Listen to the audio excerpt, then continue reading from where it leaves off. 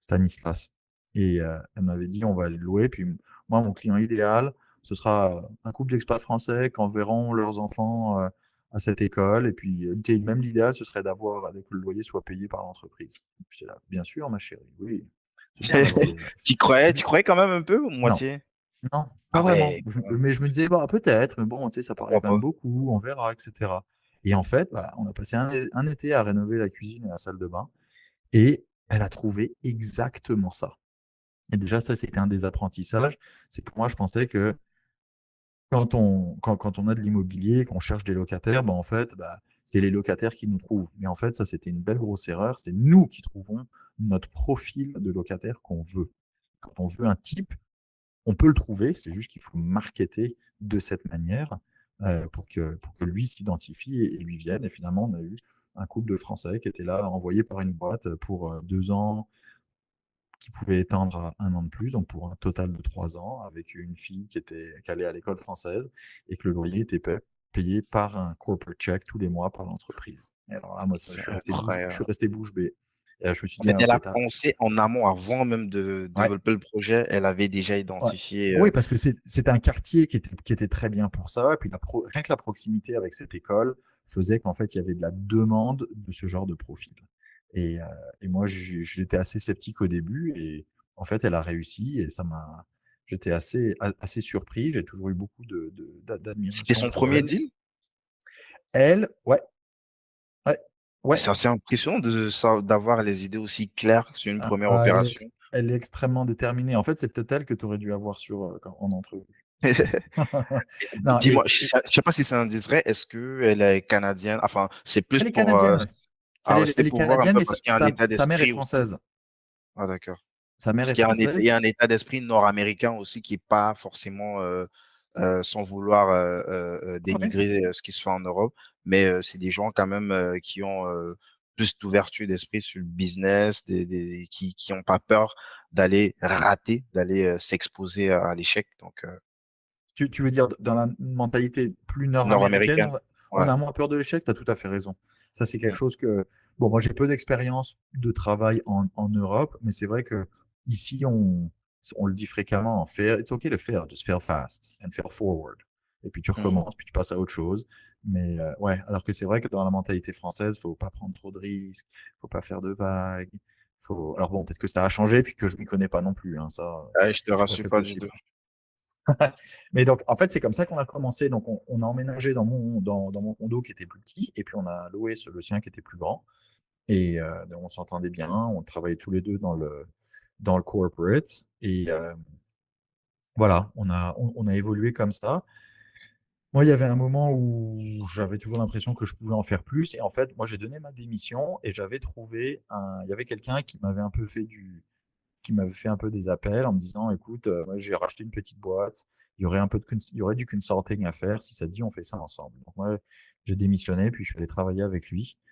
C'était une Là, grosse sur quoi comme coupure. statut? Freelance ou tu devais être, Ouais, moi je partenaire? faisais exact non, non, moi je faisais c'était du freelance, je facturais. Et c'était une petite boîte qui distribuait de l'eau d'érable, qui était un nouveau produit qui est alors tout le monde connaît l'eau de coco. Bah, l'eau d'érable, c'est encore mieux parce qu'en fait, c'est beaucoup mieux d'un point de vue pour le nutritif. Mmh. C'est entièrement naturel. Puis en fait, l'érable, c'est un des meilleurs sucres qu'on ait trouvé sur la planète. Mmh. Et alors on connaît tous le sirop d'érable, hein. Merci à tous ceux qui écoutent, vous adorez le sirop d'érable. Mais pour faire du sirop d'érable, en fait, on prend de l'eau et on la fait bouillir. Et en général, c'est à peu près un ratio de 1 à 10. Donc pour faire 1 litre de sirop d'érable, il faut 10 litres de sève. Et bref, je travaillais avec lui, on développait beaucoup au marché Mais européen. comment ça se fait que tu rentres dans des trucs comme ça? Parce que, Bah, alors moi, je de suis rentré prime parce que abord, ça lui, paraît hyper il passionnant av quand même, il sans avait vouloir, besoin d'aide avec sa logistique. ah Parce d'accord. qu'il avait besoin d'aide avec la logistique. Et puis du coup, je me suis mis aussi à la vente parce qu'on était 2, puis il fallait bien. Et là où je suis rentré, c'est que lui, il avait commandé 6 camions. Je crois qu'il y avait je me souviens plus des volumes. En gros, il y avait 6 camions citernes. Il avait trouvé une usine de co-packing et pour faire 300 000 bouteilles en Tetra Pak. Et après, ben, fallait donc après, c'est tout est sur des palettes. Il faut envoyer ça en entrepôt, puis après, il faut vendre ça à des clients européens. Donc c'est lui qui avait fait le packaging, parce que quand tu produis pour l'Europe, bah, tu as une bouteille, mais il faut qu'elle aille dans tous les pays européens. Donc on l'a mis en 5 langues. derrière.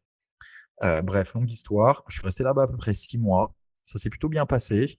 C'est juste que, en fait, il y a quelque chose d'autre qui s'est présenté derrière. Un autre petit contrat de consulting avec un ami qui rentrait dans une boîte pour un site internet pour faire de la vente en ligne. Et puis là, donc là, je suis rentré avec lui. On a fait 6 mois ensemble et beaucoup appris. Et puis, en fait, depuis longtemps, moi, j'ai toujours eu un attrait pour l'immobilier parce que je voyais ça comme un super véhicule d'investissement et un véhicule d'investissement qui est en fait simple. Mais simple ne veut pas dire facile. C'est juste que c'est en fait assez simple quand on y pense. Tu sais, l'immobilier, c'est une boîte.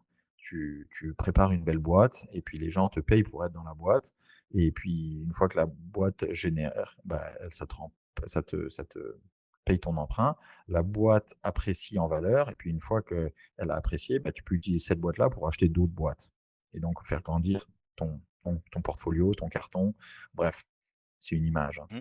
Et, et on a commencé comme ça. Et en fait, moi, j'ai écouté beaucoup, beaucoup de podcasts des États-Unis sur l'investissement immobilier. Et ça s'appelait Bigger Pockets. S'il y en a que ça peut intéresser, c'est parmi les plus gros podcasts sur Est-ce l'immobilier qu'il aux y a une US. similarité avec, ce qui Il y se a fait au beaucoup de Canada? il y a beaucoup de similarités avec ce qui se fait au Canada, mais il y a quand même beaucoup de différences. Et donc, c'est là où, en fait, moi, ça m'a permis aussi de dissocier c'est-à-dire le côté technique de comment tu fais une transaction, quelles sont les différentes étapes, comment tu structures les financements. Euh, et donc ça, c'est plus le côté technique. Et après, le côté plus mindset, qui est sur tu as une idée dans la tête, tu as envie d'aller faire ça, tu t'éduques, tu te formes, et puis après tu vas le faire, et puis la première fois tu vas pas y arriver, la deuxième fois tu vas pas y arriver, la troisième fois tu vas pas y arriver, la quatrième fois tu vas avoir un petit peu de résultats, et il faut continuer. Et donc, d'écouter Bigger Pockets, moi ça m'a beaucoup, beaucoup motivé. Alors j'ai appris des choses d'un point de vue technique, même si au Québec, au Canada, c'est différent des États-Unis. Il y a quand même beaucoup de similitudes, mais ça m'a énormément aidé d'un point de vue mindset parce que ben, tu sais, c'était sous forme d'entrevue, puis ils interviewaient quelqu'un qui a commencé il y a 3 ans et qui, en l'espace de 3 ans, est passé de 0 à 40 unités locatives. Quelquefois, c'était 300. Tu sais, ça dépend. Et puis, quelquefois, Mmh. c'était 20. Et c'est OK. C'est pas... Mais c'était de voir que, waouh, si les autres, ils y arrivent, bah, peut-être que moi, je peux y arriver aussi.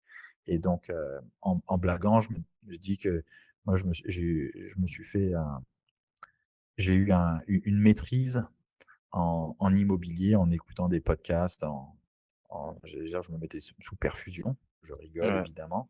ouais. Et donc j'ai beaucoup, beaucoup appris comme ça. Et en fait, en sortant de ce deuxième contrat de consulting, euh, je cherchais et je m'étais dit, OK, là, j'arrête. Euh, je vais aller trouver un projet. Je me cherchais un petit multifamilial.